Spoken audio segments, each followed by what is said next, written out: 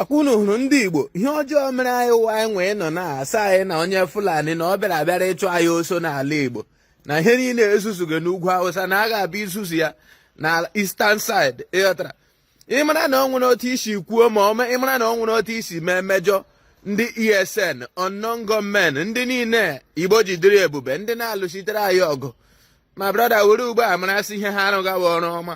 This thing is happening live in our village, Okokobe, Afaruku, Omaya, North Sea Big.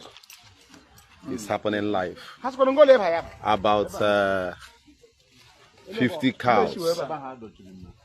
Look at, see environment around. For clarity's sake, how can they bring cow? Such a developed area. Look at, see environment around. See environment around. Why bringing cows inside the village?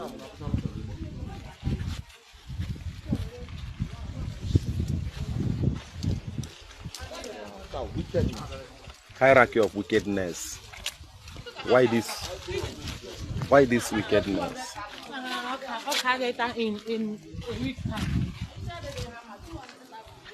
Why this wickedness?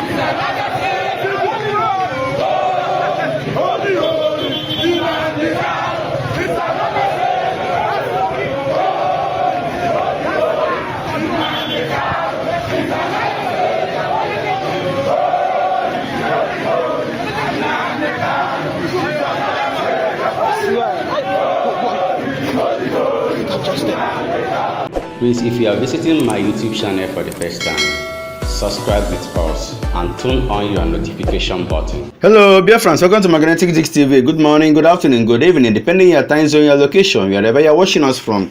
Today being the 20th day of May 2026, we, the team of Magnetic Dix TV, is bringing this news live and direct to you. Biafrans, it is no longer a joke what is happening right now in Biafra land. As you can see, how Fulani herdsmen are entering into Biafra land to come and commit atrocities. But right now, Anya emepela some people. Most of the people who has been speaking against Gentle Yahoo, most of the people who has been speaking against Biafra Liberation Army, speaking against ESM, are now calling on Gentle Yahoo, calling on ESM people to come and protect them because ndị ha negala anya bụ ga-echekwa Biafra gbara ha nkịtị. All those military, all those forces, all those things, they are not even after those Fulani herdsmen. They are not apprehending them. Fulani herdsmen are coming into the community to mess up and go scot-free.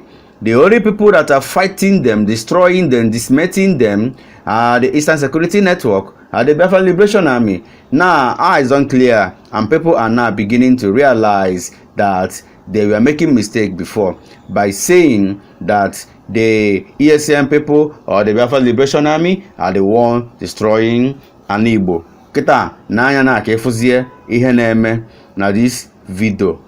Akwụna hụrụ ndị Igbo ihe ọjọọ mere anyị ụwa anyị nwee nọ na-asa anyị na onye Fulani na ọ bịara ịchụ anyị oso n'ala Igbo na ihe niile ezuzugo n'ugwu Hausa na a ga-abịa izuzu ya na Eastern side ịghọtara ịmara na ọ nwere otu isi kwuo ma ịmara na ọ nwere otu isi mee mmejọ ndị ESN unknown gunmen ndị niile Igbo jidere ebube ndị na-alụchitere anyị ọgụ ma brother were ugbo a marasị ihe ha arụgawa ọrụ ọma. Anụrụ m na Fulani bịara n'Imo steeti bịa gbagbuo mmadụ ịhapụ ma ama agwa gị eziokwu na ọwụ Fulani ịghọtara ihe awa ajenda ajọs epushi gị ka asịkwa Fulani onye gị nsogbu ebe ka anyị nna m enwe Fulani ọbụla ọwụ ya ndị mega ihe ma onwe ha ọwụ ụmụnne anyị ndị megada nonsense. Ahụrụ m obere nwa egburu mma n'isi gbuwa nwatakịrị isi. Ndị enu na-eme agitation gbasara ele aha ya ma Simon ịkpa ha ma General gịnị Gento de Yahoo. Ugbu obi ọrịla nnu mma. Ugbu a nọtụ na-aga ịnụ na enwere attack. Mgbe those guys na ị ga-ahụta ha si echekwa gị anyị ha na-enwe ihe ha emege na-emeta ụnga na amarasị yes Igbo na ya. Amị ebutechara ebe kennu amụọ tanka niile na gịnị mere mgbe enyere nsogbu na Futo Imo steeti ha agaghị rectify ya the problem.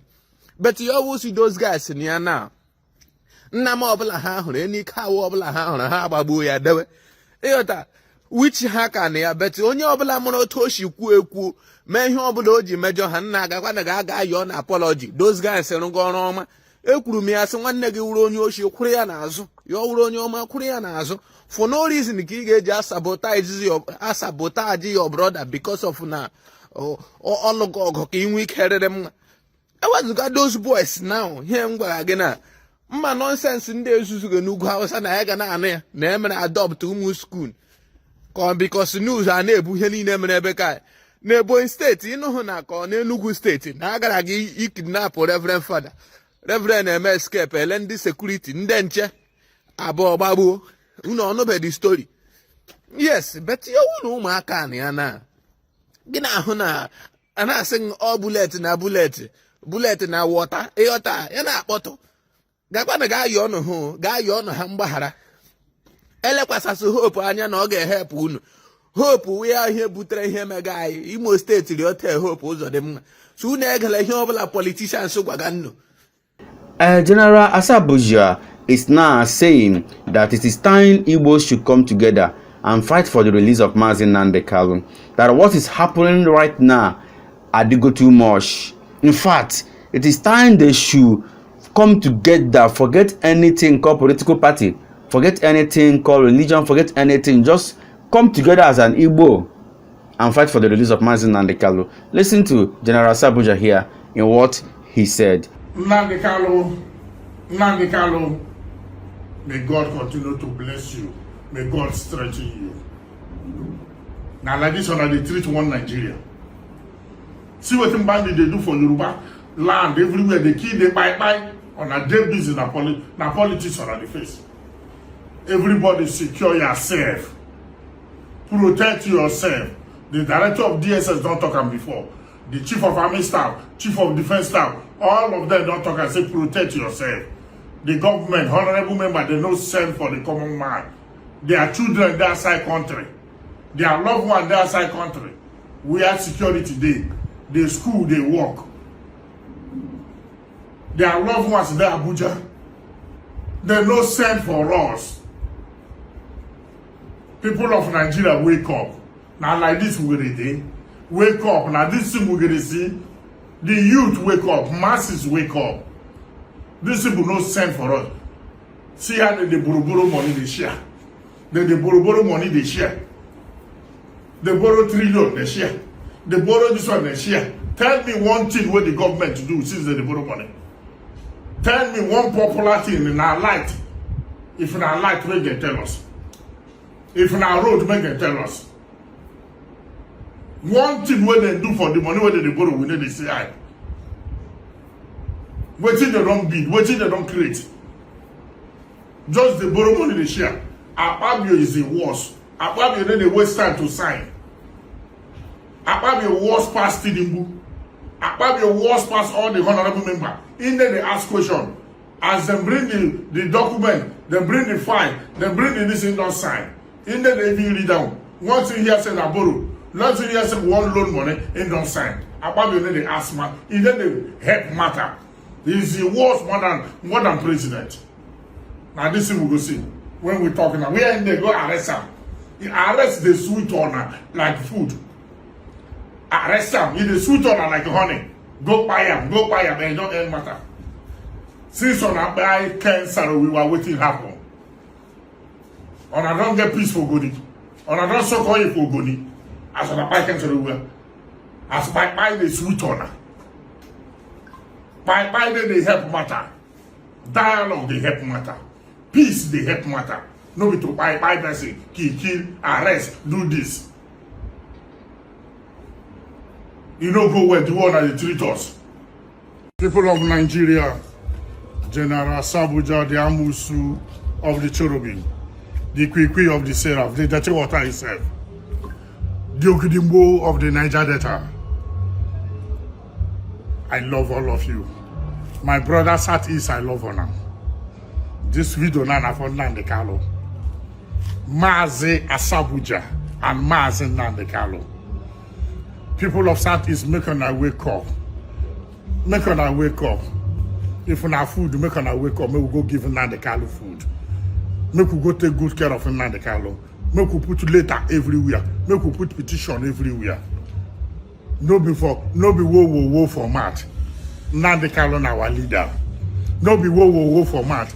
Nnamdi Kanu na leader. Na leader. No be wo na leader. Nnamdi Kanu na leader. No be wo. Nnamdi Kanu na activist. Na freedom fighter. He don't go just dey for jail because of RNG judgment. Because of padi judgment. Because of wayo judgment. And I put Nnamdi Kanu for prison. That as you put her for prison, matter don't end. Every matter don't solve. You know the problem we have in Africa, the problem we have in Nigeria. Anybody we talk, they feel saying arrest with the highest something. They feel saying a prison with the highest. They feel say arrest and set up and be the highest. Kill them be the highest. You forget so another person go come out. When they buy this one, if another person go come out, nobody go remain on this earth. Make we settle that, you know, be to buy people. Make we make peace. Make we make peace. You know, say how Obasanjo, we went to Nnamdi Kanu, they busy, they do. Obasanjo, when Obasanjo they sit, Obasanjo leave him. Obasanjo leave him. Till Obasanjo will finish. Obasanjo no answer him. As a wise man, Obasanjo be. All everything Obasanjo no arrest him.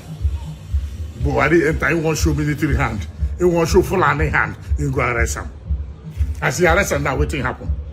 They don't deploy people where they kill somebody for, person where they kill somebody for Southeast. They don't deploy somebody now. They don't deploy person where they kill people for Southeast. And anybody will do party, na IPOB for Southeast. Anybody will get birthday, na IPOB. Anybody will you together, na IPOB. With the white people carry they deploy soldier, they deploy military to the white people for Southeast. It no go well. Go Fulani, go north, go see how they buy people. This one they do video. Nobody, they deploy. How many people they deploy? Rather they say no kill them, no arrest them, no do anything, leave them. Go see how many way they don't kill these days. We Fulani kill. Biafrans, I can tell you, so many people, their eyes are now opening. Their eyes are opening based on the prophecy of Mazi Nnamdi Kanu many years back, and it is already happening.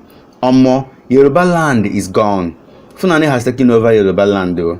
I'm telling you, Tinubu sold Yorubas to Fulani. Fulani has taken over Yoruba land. Right now, they are crying. Even Igbo made a statement saying that government should permit them. Him and his men will go into the bush and fight those Fulani herdsmen that buy that man in Oyo State. And they will release those that were kidnapped.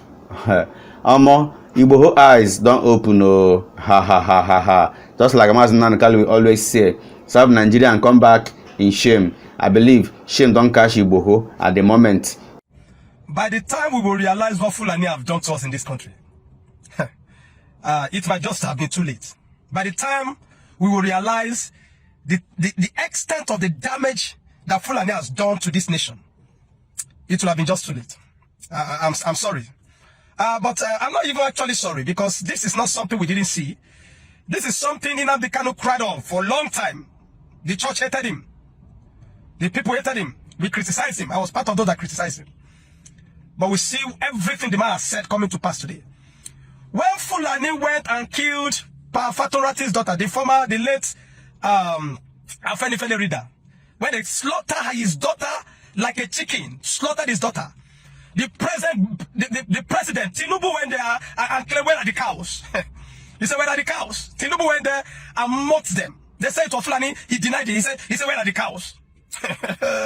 Because of his political ambition. You know that people like Tinubu are not interested in governance. They're only interested in power. All they want to secure is power. So they can sell their soul for power. They can sacrifice Nigerians for power. He doesn't care. All he knows is politics of power, not good governance. He went there and said, where are the cows? They said, do you believe the Fulani? He said, no. He said, where are the cows? By the time we realize the extent of the damages that Fulani has done in this country, it will have just been too late. You can be there to say it doesn't concern you. The day is coming, you remember that a man of God kept shouting this thing. I've become a talkative on social media. I keep talking every now and then. You think I'm playing? You think I just want to do content? Some of you even call me content creator. By the time you realize the extent of the damages of this Fulani to this nation, it might just have been too late. They're not just operating in the north anymore. They have been doing it in the north. They have conquered the north. They have overwhelmed the middle belt. Now they have moved to the east. They have moved to the west. They tested the waters in Kwara. There was no resistance whatsoever. They have tested it in Ebonyi. They did it in Enugu. Recently, it was in Imo State. They attacked in Imo State. There was no resistance whatsoever. They did it in Omagwa in Port Harcourt, River State, south of Nigeria. They've tested the water. They've seen it. Then they decided to go deeper and went to your state.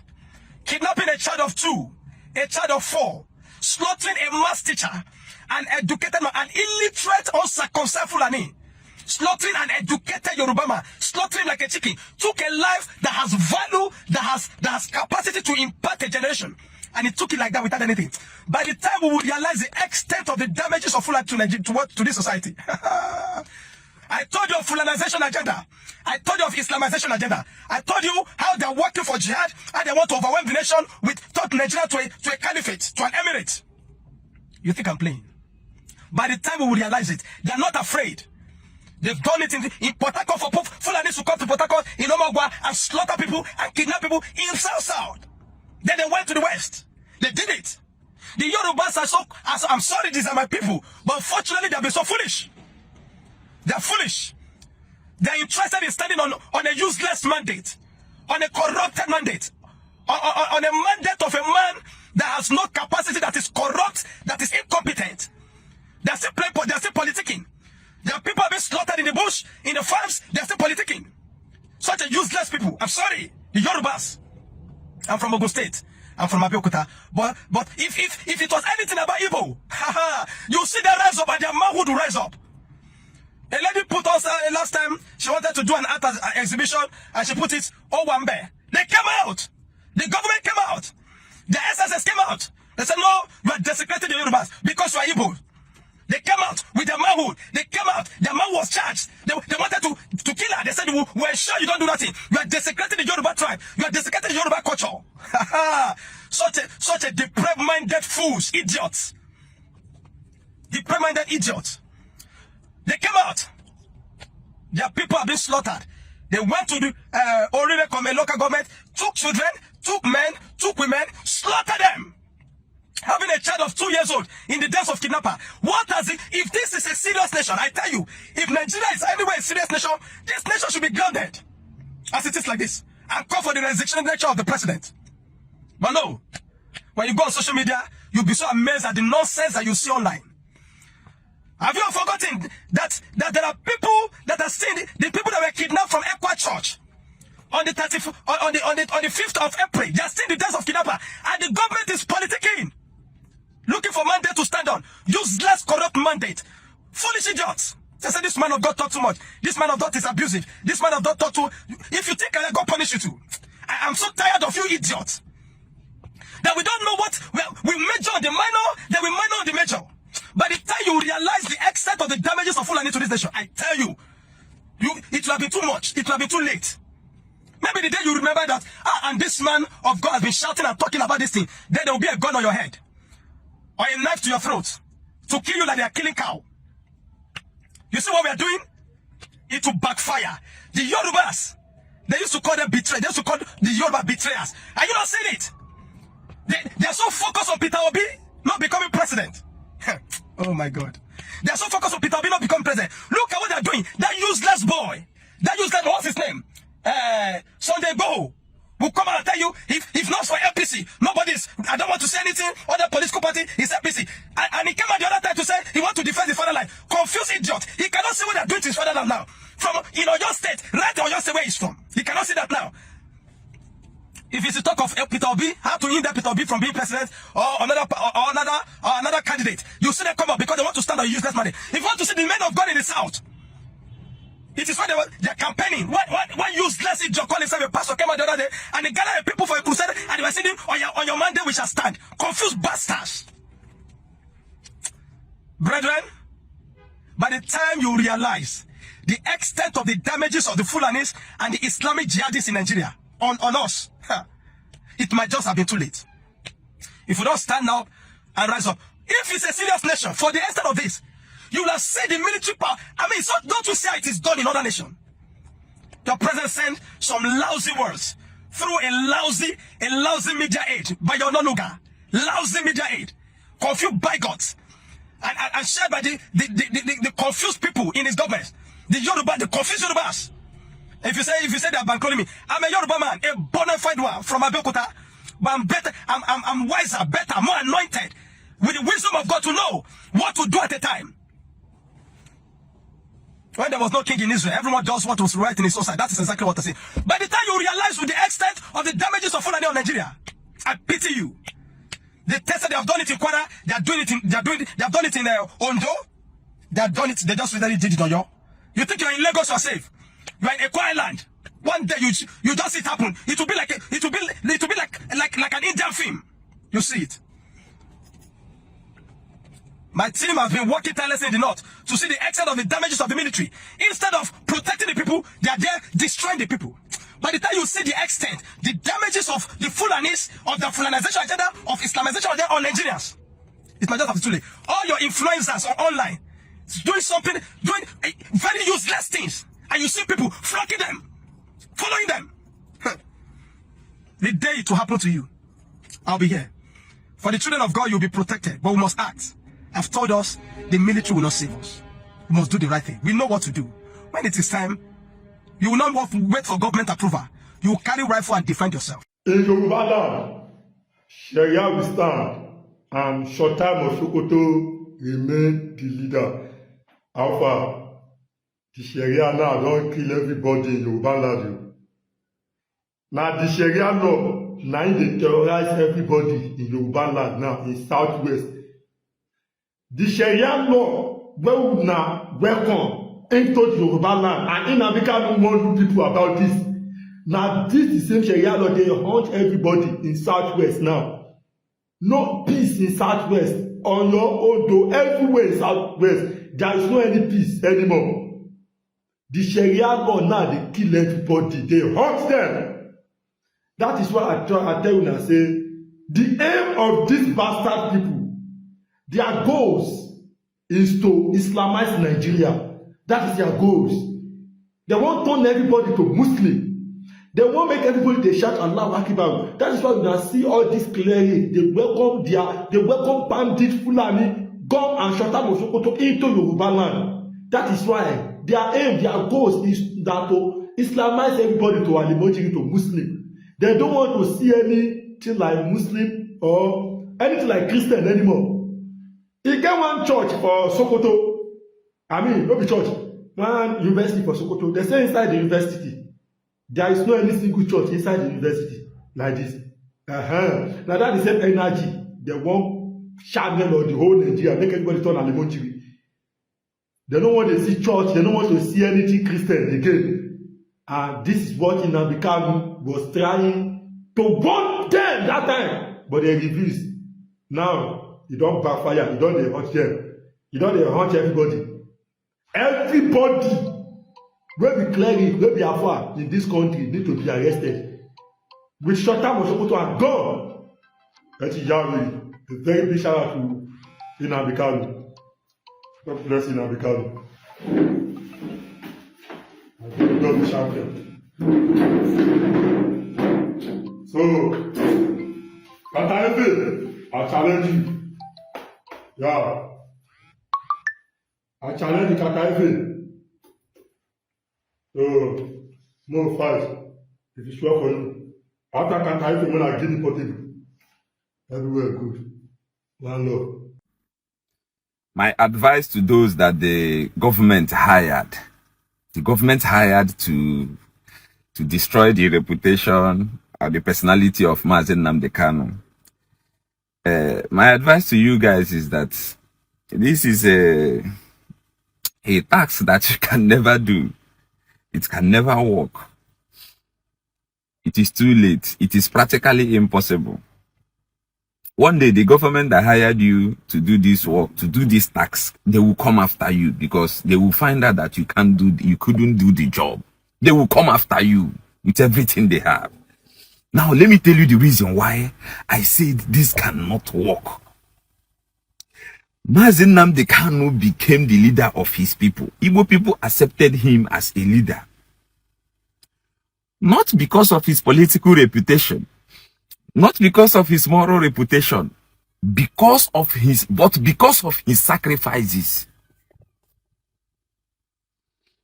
You people are using things that Igbo people didn't consider before they make him leader to come after him. It doesn't matter whether it's true or false, we don't care. But he became our leader as a result of his sacrifices. And you know, sacrifice is something that you cannot change. You know, Igbo people are practical, emotional people. They took their time to assess Mazi Nnamdi Kanu. They took their time to screen him, to look inside his soul, to look at his actions. And they found out that he was consistently consistent in when he said that it is freedom of his people or death. So you people are wasting your time. The other woman they hired, you know, they packaged them. When they packaged them, most of us that understand clinical psychology, we knew then that this is the reason why they are packaging this person. But the problem is that you took a task that you cannot do. Igbo people have used their eyes to see that Mazi Nnamdi Kanu was ready, is ready, and to sacrifice he has sacrificed everything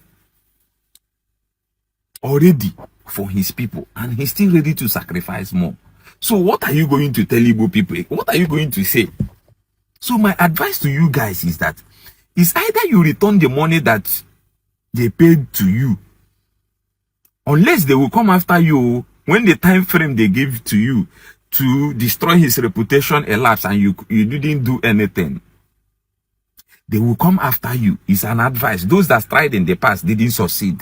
So, Biafrans, I'm telling you, just watch this video and see how Nonso Okwa is saying, based on what happened to chief priest, Cubana chief priest, yes, what happened to him, how he lost election, and how Cubana chief priest said that Tinubu did not believe in him because he is an Igbo man.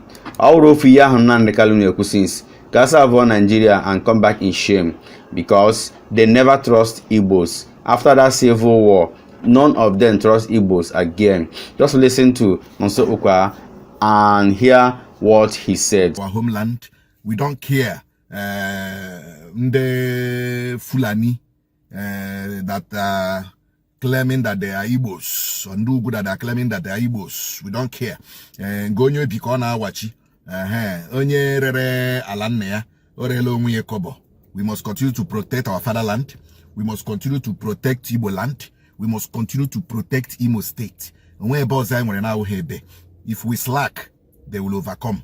If we slack, they will overwhelm us. And if we slack, they will sack us. So because of that, because you will tell again,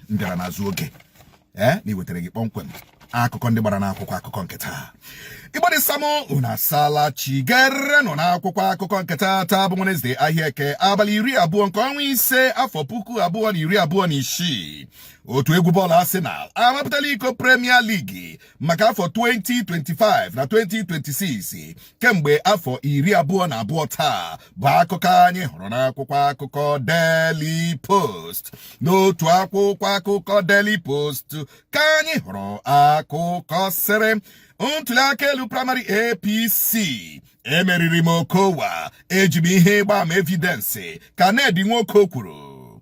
Tunumbe enweghị ntụkwasị obi n'ebe m nọ n'ihi na abụ m onye Igbo ka Cubana chief priest kwuru bụ akụkọ ọzọ gbara n'akwụkwọ akụkọ Daily Post n'otu akwụkwọ akụkọ Vanguard ka anyị hụrụ akụkọ sịrị Nigeria alaghị n'iyi n'okpuru m ka Gawon kwuru. Ojukwu ji ọnatarachi mineral resources ndị Biafra nweta ngwa ọgụ n'aka mba France ka Gawon dere n'akwụkwọ ya bụ akụkọ ọzọ gbara n'akwụkwọ akụkọ Vanguard. N'otu akwụkwọ akụkọ Vanguard ka anyị hụrụ akụkọ sịrị ntụliaka elu gọvanọ Shonu amụma ahụ ị na-ama iweta ọgba aghara agaghị adị ire ka Davido kusuru Oyitola. Ntụliaka elu praịmarị APC ndị omeiwu 70 alaala kpamkpam bụ akụkọ ọzọ gbara n'akwụkwọ akụkọ Punch. N'otu akwụkwọ akụkọ Punch ka anyị hụrụ akụkọ sịrị ha gwara Tinubu na m chọrọ igbu ya ka Shetima kwuru. Ntọrọ ndị opu egbe tọrọ ndị nkụzi na ụmụ akwụkwọ obere nwa afọ abụọ so na mmadụ 46 atọrọ na steeti Ọyọ. Ọ dị mma na-egbughị oge ọbụla. Asị na congratulations after 22 years of dryness. After 22 years of dryness, Arsenal wetted. Go Arsenal wet. After 22 years of dryness, Arsenal squeaked. Arsenal is squeaked. Yeah. So if they are rejoicing and celebrating, allow them. Ima ihe wụ na mmadụ agbahụ mmiri for 22 years. Is it easy? Ima ihe wụ na mmadụ agbahụ mmiri onwe ihe wụ aga nyụọ ana-anyụ. Arsenal anyụhụ for 22 years. Gị hụ ka ha na-aṅụrị ọ na-ewute gị. Then you are an evil man. You are an evil man. Allow Arsenal to enjoy. Allow them to celebrate. Allow the fans to fly away and they move and they fly. Allow them. Ọ dịghị easy. For 22 years, mother wetihu, mother squeetihu. Yes, squeetie. For the first time in 22 years. Yale wegiwe. One day wevo. Arsenal, congratulobia. Adema wana nyoke chief priest kukwele yozo. Na Tunumba trust to here because ni abu onye Igbo. Ekwuru m ekwu. Onye ya nwanne ya no bo. Lemekwele mari magenye de na ama. Eje shula mara mma fụwama. Magonye n'onye zatubola mụjọ ha hụ nsọ nshi agahụ ganye ma onwe m nwanne gị ga-asọ mbema olololo olololololololo ololololo Cubana olololololololo ololololo chief priest yo. Before say you no say Tinubu no trust you. Imagine na Tunumba trust him. Imagine onye Yoruba trust onye Igbo. Imagine oga krage man onye Ugwu trust gasi onye Igbo karịa nga onye Yoruba shi no trust gasi onye Igbo. Una ada go history. You people don't know history. Maazị Nnamdi Kanu na-ekwu ya nga unu eche na egwuregwu ka ọ na-ekwu. Ya niile o kwuru owo mezube. Kita ka ịma na Tunumba trust him because ni onye Igbo. Who even trust you as onye Igbo? Onye trust the good ka onye Igbo. That is why oge ja ara ahụ unless ma Chineke oshineli igwe bịa mee election presidency na Nigeria onye Igbo win. Mana ọ bụrụ maka Peter Obi anyị atụrụ ya vote. Anyị tụchara Peter Obi vote anyị ahapụrụ ya na Chineke. Chineke jizi aka ya mee ihe niile. Mana the truth wụ onwe onye trust onye Igbo na Nigeria. Ọ bụrụ na ị gụọ akwụkwọ Gowon very well, ị ga-ahụ where the hatred started. Ị ga-ahụ ashị Gowon tụrụ n'akwụkwọ ahụ. You will read it. Una amariye. Nobody trusts you. That is why. They have worse people that have done worse things than he has in the Kanu. Bello Truji, the bandit kingpin. Nemo Putana Express Road. Oko 12 Mwanda Usan and do good job wishing. Ya Putahana Express Road not wishi. Moamio, my DSS, my police, Hagaba break. Atro Ochishinane. Move. Nda haga wakwarolo onwe ha. But ọ bụrụ unu n'ala Igbo una shikpọta nwanne unu egbuo. Ọ bụrụ unu n'ala Igbo una shikpọta nwanne unu egbuo. You know, Gumi said it that na ndị bandits need that money, that ransom money to be in oppression. Gumi said it, that ransom money is important for the bandit so that they can be in oppression. And what is being in oppression? So that they will keep kidnapping people, so that they will keep buying weapons, with which they will kidnap more people in Nigeria. Yet, bugarande, hapobuya nobi, bugara buruwanunu, bugarandemba, hebuoye. Kamwe sheyiki Gumi kucharia, when police or mene popopo, DSS or mene, I'm mene, now. Because why? Sheikh Gumi and the bandits were one. Sheikh Gumi and terrorists were one. Sheikh Gumi and Boko Haram and ISIS and Iswap Hanine Wolfu. But over one noon, una package ye, Bugari and Diama. Onye ya one ya no back am the Kupe Pushike. Caronio Lasso. Ibo na matabe. Go and read that book. Go on there. Go and read it. Kegota where the hatred started. Kegota otu go on she buru hen in a boju kunishi. Kegota ebe unhe go on even go on that sent some people. Na Juku can I think ebe kano call battalion commander again. She said that people to go and kill Ojuku. Where they believe that Ojuku was the mastermind of the coup. Igbo. Ebe me meru na this country na Nigeria because of our ego. You are looking for validation. You are looking for money. Ejira you name rubbish. Nobody about Nigeria. It's a shame. It's a big shame. It's a big shame. I go chapon akwukwa. I go chapon ya. Ajụrụ m ịnabata ajọ aha na-akpọ m na mbụ nwaanyị na-agba n'ezi ka nwunye Frank Idoho kwuru bụ akụkọ zọbara na akwụkwọ akụkọ Nigerian Tribune na akwụkwọ akụkọ Nigerian Tribune ka anyị hụrụ akụkọ sịrị ọchịchị etiti akwụsịtụla mgbachi ọ chọburu ịgbachi akwa mmiri Eco Bridge Lagos. EFCC anwụchiele Mamman bụbụrụ minista maka ịtapịa ijeri naira 33 billion bụ akụkọ zọbara na akwụkwọ akụkọ Nigerian Tribune na akwụkwọ akụkọ The Nation ka anyị hụrụ akụkọ sịrị otu nwokorobịa ji otu afọ efe ala nna ya ewerela mma magbuo nna ya na Abuja. Ndị agha Nigeria na America egbuola ndị oyi ndụ egwu ICC 175 bụ akụkọ zọbara na akwụkwọ akụkọ The Nation na n'otu akwụkwọ akụkọ dosudehe ka anyị hụrụ akụkọ sịrị ndị na-azọ ọkwa gọvanọ na steeti 10 pati APC ajụla nkwekọrịta consensus n'Ohori Bado kwetere ekwete na El-Rufai gere oku ekwentị ya na ndị mmadụ mere bụ akụkọ zọbara na akwụkwọ akụkọ ahụ n'otu akwụkwọ akụkọ dosudehe ka anyị hụrụ akụkọ sịrị Ojukwu aka ya dị kpọmkwem na nkweta ọchịchị afọ 1966 ka gọwanụ kwuru dịka o kwukwere na Obasanjo nupụrụ isi sonyere Murtala Mohammed n'ọchịchị ya. Ọ dị mma, no need going further. Ebe a ka m na-apịkọta kpamkpam bụ n'akwụkwọ akụkọ nke taa bụ nke bịara gị kpọmkwem na Nonso Nkwa Chinonso Ụba Nonso Nkwa na TikTok na Official Nonso Nkwa TV na YouTube. Ka chi m na-efega n'ihu gọjibola m nnọkọ ụbọchị taa gajibola anyị niile siriri werere. Ndewonu. A lot of senseless talks on social media. Ndị iberibe apụta ise ilechere anya na ị na-scrutinize Nnamdi Kanu.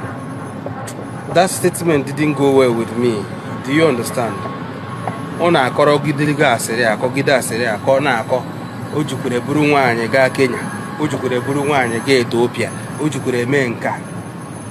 The last time I checked, ọ bụgodu na enwe ihe Nnamdi Kanu mere asị ma ajụ na ya ajụjụ, but eche m ihe anyị kara ime wepụ ụzọ mee gịnị adọpụtagodi ya na ebe ọ nọ, adọpụta ya n'aka ndị ọ nọ before gị bido your scrutiny.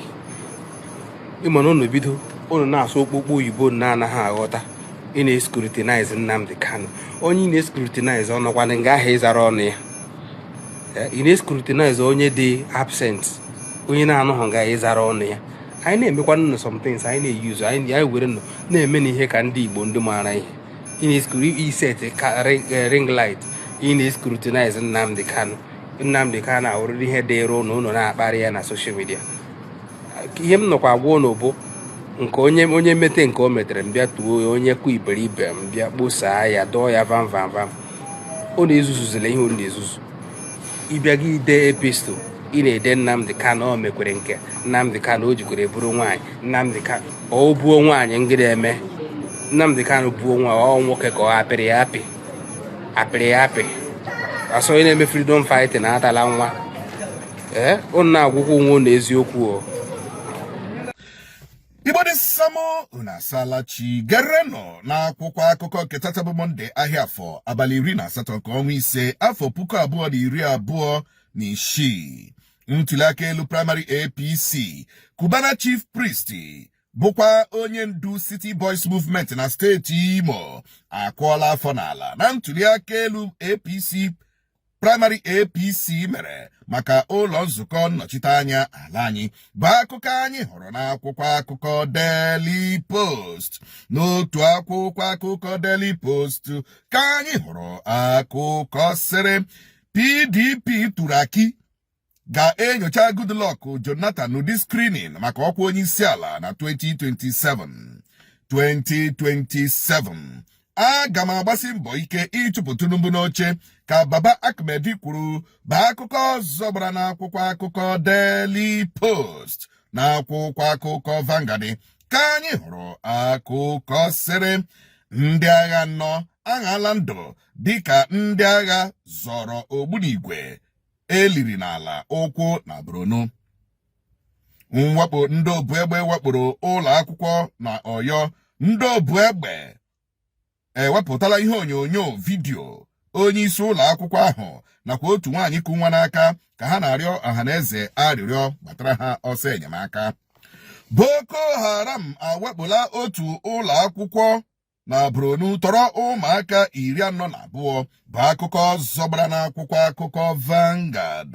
N'otu akwụkwọ akụkọ Punch ka anyị hụrụ akụkọ sịrị ntụliaka elu primary APC ngagharị iwe ọgbaghara nkụchapụ akụsala APC 2027. Ndị ugwu ekewala n'ihi otu tam Obi kwuru na ọ ga-achị.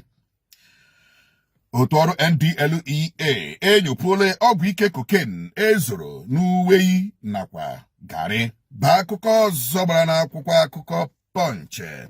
Ọ dị mma, anyị ahụla ka onye ndu City Boys na steeti Imo, coordinator City Boys Tinubu na Sheyi jiri wee kụọ afọ n'ala na ntụliaka elu primaries APC mere, n'agbanyeghị mbọ niile ọ na-agbara Tinubu, mbọ niile ọ na-agbara Sheyi, nakwa nkatọ ọ na-akatọ ụmụnne ya, nakwa nkwutọ ọ na-ekwutọ ala Igbo, nakwa mkparị ọ na-akparị ndị nna nna anyị ha bụ ndị nwụrụ n'agha Biafra, dịka ọ kparịrị ndị nwụrụ n'agha Biafra, kparịkwa ndị dị ndụ n'ala Igbo na ndị Igbo ndị emeriri n'agha, na ha kwesịrị connect themselves to center. Onye ahụ chọrọ ịconnect ndị Igbo to the center, even how do I even put it? Onye chọrọ ịconnect ndị Igbo to the center, even local erughị dị aka, local erughị dị aka. Ya fọzie connect ndị Igbo to the center, please, because ọ carry with the best decision ever. Ma ọ bụrụ na the best success ever. Ma ọ bụrụ na onye ahụ si na ya connect ndị Igbo to the center, bịaziri bịa connect onwe to the center through the winning of not just the primary but the general elections. But unfortunately, egosila ya na abụrụ ịmakashi anya na ịmakashi ọnụ na social media wụkwanụ ihe eji eme ya. Ọwụkwa na-ekparị ụmụnne gị wụ ihe eji eme ya.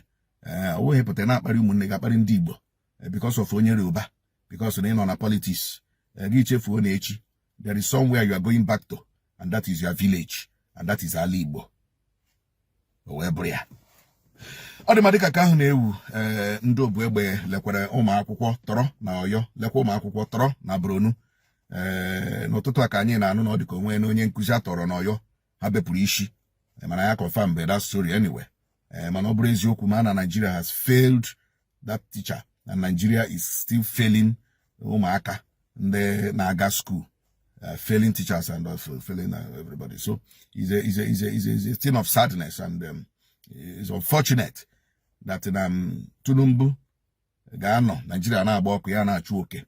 Ọ bụ ihe ihere na anyị nwere president nọ Nigeria na-agba ọkụ ya na-achụ oke. Sheyi Tinubu akasiela Cubana chief priest obi si ya ebekwala akwa ọzọ na ọ dara ntuli aka elu APC bụ akụkọ anyị hụrụ n'akwụkwọ akụkọ Nigerian Tribune na n'otu akwụkwọ akụkọ Nigerian Tribune ka anyị hụrụ akụkọ sịrị mba Amerịka na mba Nigeria agbatuola onye isi otu eyi ndụ egwu ISIS 2027 mbata Jonathan batara ga-ekeri votu obi ma nwekwa ike ịbụrụ ihe ọma nye Atiku na mgbago ugwu Nigeria bụ akụkọ ọzọ gbara n'akwụkwọ akụkọ Nigerian Tribune. Achọrọ m eju m Edile Jonathan edi ihe ụdị ihe m chọrọ Edile Jonathan edi ụmụnna Edile Jonathan edi nna I don't understand na modiri otu Jonathan echekwa ma nwere brain ma ọma ihe echekwa ma wee politician echekwa ma onye na-akwado ụmụnne olee ihe Jonathan bịaga ime na olee ihe Jonathan olee ihe Goodluck na ụlọ ọrụ ndị uwe ojii eriela uju n'ọnwụ ndị uwe ojii 17 ndị obu egbe gburu na Yobe ka ha wakporo ụlọ akwụkwọ Nigeria Army Special Forces School bụ akụkọ anyị hụrụ n'akwụkwọ akụkọ The Nation na n'otu akwụkwọ akụkọ The Nation ka anyị hụrụ akụkọ sịrị ọtụtụ ndị omeiwu APC bụ ndị dara na praịmarị eyiela egwu ịga ụlọikpe. Alex Oti otu pati LP ajụla orire fọm abụrụ na-ere bụ akụkọ ọzọ gbara n'akwụkwọ akụkọ The Nation na n'akwụkwọ akụkọ Dosodeghe ka anyị hụrụ akụkọ sịrị ala ọma jijiji egbuola di na nwaanyị na mpaghara South China. Nigeria ekechiela onwe ya dịka ọrịa Ebola gburu mmadụ 80 na mba Congo. Atiku akụsola Tinubu n'amụma ọ na-ama ibirikwa ego ọzọ ruru otu ijeri dọla na ụma 25 $1.25 billion. Ka m chukwu ọzọ, gịnị ka Jonathan na-achọ? Onwe ihe Jonathan chefuru na Aso Rock. Jonathan o chefuru kai o chefuru akpara achị ya, o chefuru gịnị? Now, what is Jonathan looking for again in Aso Rock?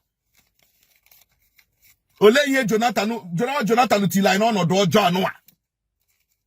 Jonathan could not stand on his tentacles, stand on his testicles, stand on his prostacles, and defend his vote. Now he want to return to Aso Rock to do what exactly? Edile Jonathan edi. I'm telling you. Edile Jonathan. Jonathan bịara on an emission. Goodluck Jonathan is on a mission. Take it from me. Baka na pikota pambi homa nyina akwakọ bịara kpọmkwem na chino soba no nso kwa chebere na nso kwa chiwo na TikTok, revision na Sokwa TV na YouTube ka chimne fegani gojbola men no kobachita gajbola inile. Siriri werere. My brothers and sisters, now Rosie is saying that nothing must stop Nigeria from breaking up. And Nigeria must surely break up and Biafra must surely emerge. According to Rosie in this video, Biafrans, my brothers, ihe na-ame na obodo adịgokwa tight yo.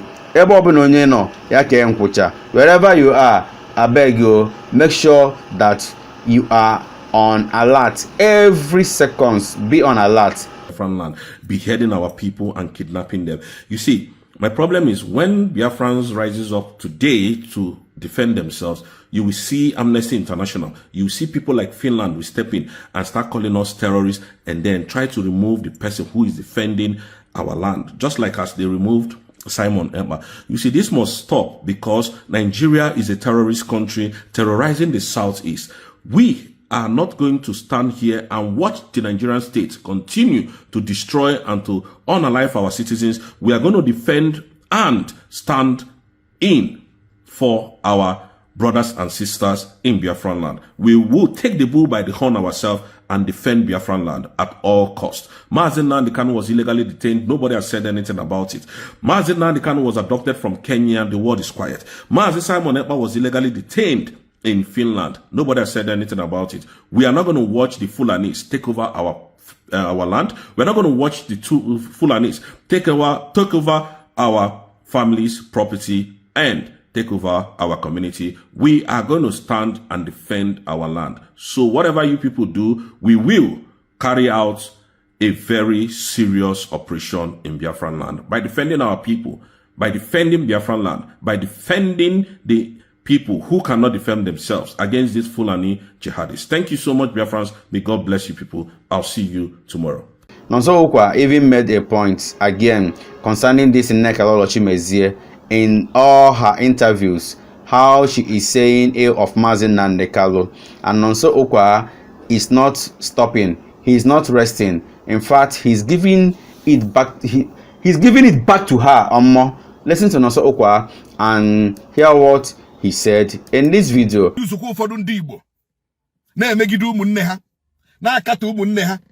Na-akọju ụmụnne ha aka na-eyuzu kwa ụfọdụ ndị Igbo, some of ndị iche na ha ma ihe, some of ndị iche na ha nwere brain, some of ndị iche na ha adịla exposed to the things of the world, aka na-eyuzu kwa ha. Ọ bụrụ na ile the brain capacity of ndị na-ekwutọ Maazị Nnamdi Kanu, ị ga-ama na most of them wụcha nọ entities ndị dịka udele, ndị dịka udele.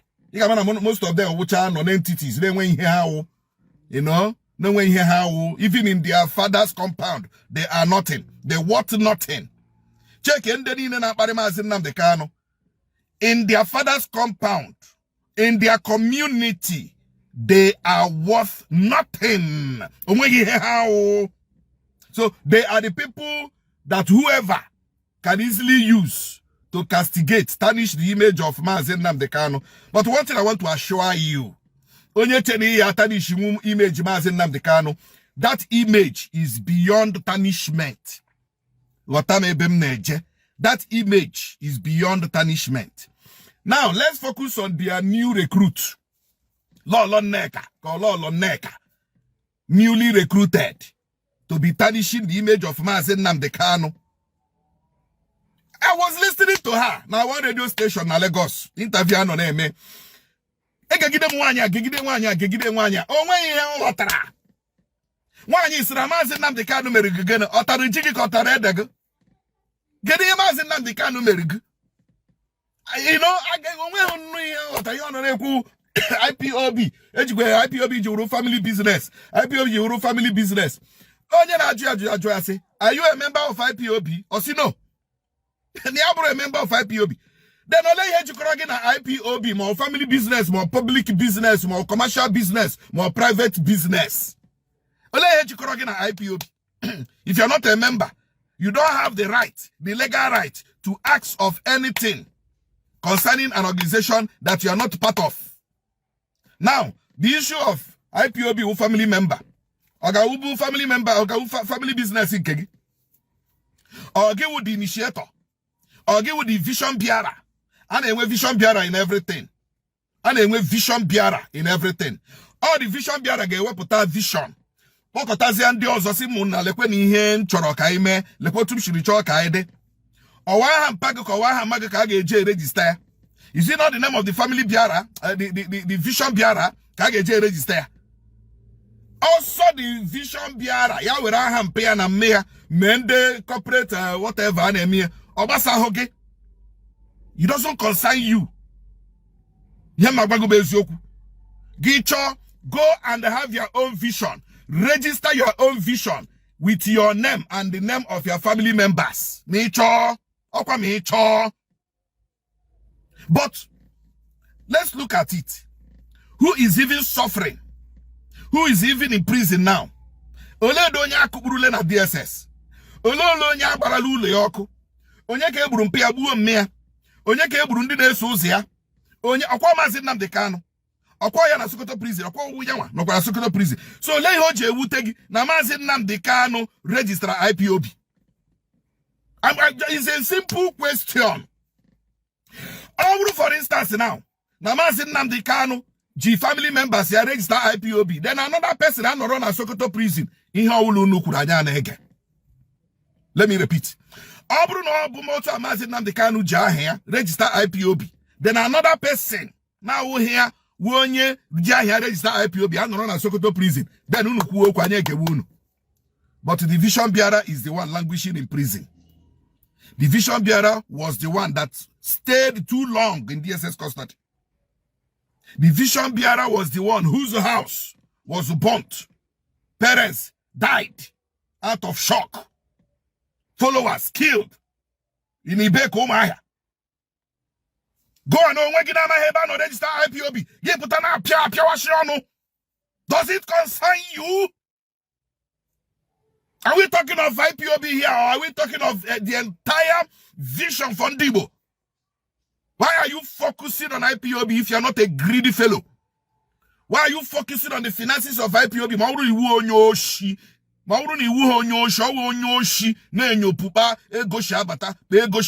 You are a criminal. IPOB is not a government organization. It is not a state government or federal government where you have the right to question how they use their finances. And again, you are not a member. And again, you are not a member. I want to see, okay, be a member of IPOB, which means in our two dues. In our total, at least I think with a go later on IPOB, you get with a go later on IPOB. Then you have the right to question how the finances are being managed. Now I got them. You would only IPOB in our total there. You would remember in our total, in everything. Financially, you are stable. Financially, you are up to date. Then you have the right to ask. Egonde ani na anye na do. Egonde ani nem na do. Ole be she mega gini. Be she hashigeye. Ole be she kedu ke she jikwa the money. You want that right. Lolo nek ewu onye IPOB. Lolo nek onwe di ihe gbasara gi na IPOB.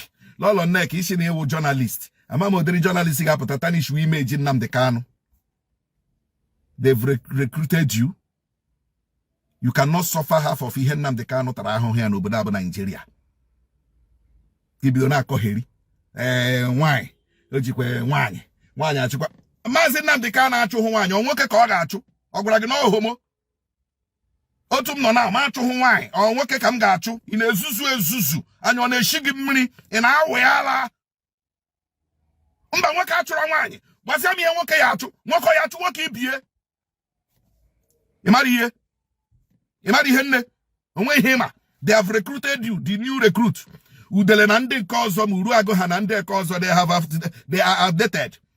They have expired. Go on with the new game now, the new catch, the new energy. Gena fully elu. You can never tarnish the image of Maazị Nnamdi Kanu. A man that has sacrificed his freedom for Ndibo. A man that have toiled and suffered for Ndibo. Criminals in Doshi, they mesmerized the Southeast, using the leaders of the Southeast. All cause for this problem. Insecurity in the Southeast, who leaders of the Southeast cause Nnamdi Kanu. For years, ESN no more here, nobody have the problem again of the Fulani herdsmen doing this, doing that. Ejirindo criminals ndo jabe eliozu to blackmail ESN. Abu okpom ni mo ha pụta n'ụzọ jubu onye na-egbu ashino ESN gburu. Awu mejibo nwa afọ Igbo. And I can never deny Maazị Nnamdi Kanu. Lekwe ihe Gumi no na-ezuzugharị na-ekwu. Gumi was even saying that Kana akwu nde bandits their ransom, that they are using it to be buying their weapons. Gumi Kuriye, Gumi Ogala DSS Mba. Police will invite Mba. Military will invite Mba. One no yabara Gumi akwana court Mba. Gumi elebo question now na prison, but on here Mba.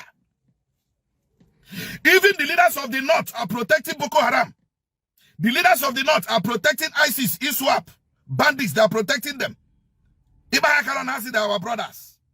Iba Hakaron has our prodigal brothers. Iba Hakaron has it our prodigal sons. But all unu undi bokage use against your own. Unege wonu oge kwinyo. Ihere megbu unu. See what bandits are doing. You want to tell me that the governors of the North cannot stop what bandits are doing? Even in America, but where they were. Sultan of Sokoto Lebanon now. Where in there? Kambe Shihonia, in Unolie. Kambe Shaha to Charihan, the America to Charihan in December. na Sokoto. You don't see the man again.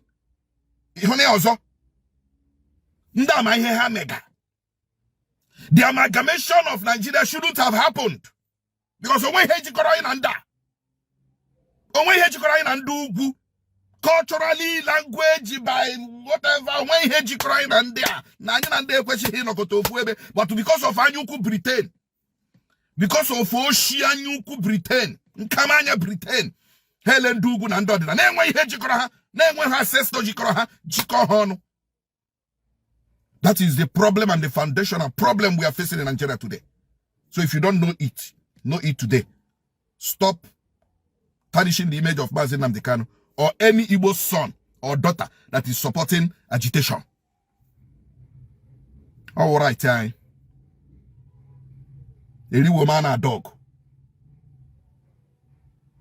Makandos akagego. I'm an akagego because some of Ndibo won't that really ego. So badro. She go kuwenu. But remember this. Onyo obulanyirege ego. Kire one negi will not trust you. Because ebi nwere obi re nwanne gi. Owuzi nya wana onwe ewu onye mba. Wu onye eji ka ga here. It's a very short proverb. Ya wuru ka wuru ilulu. Lolo Neka, the new recruit of Nnamdi Nnamdi Kanu. Thank you, Biafrans. Thank you, everyone watching this video. Remember to subscribe with us. Magnetic Gist TV will remain the best. Let us interact in our comment section. Share this video. We all love you. Kudoshiano Baron.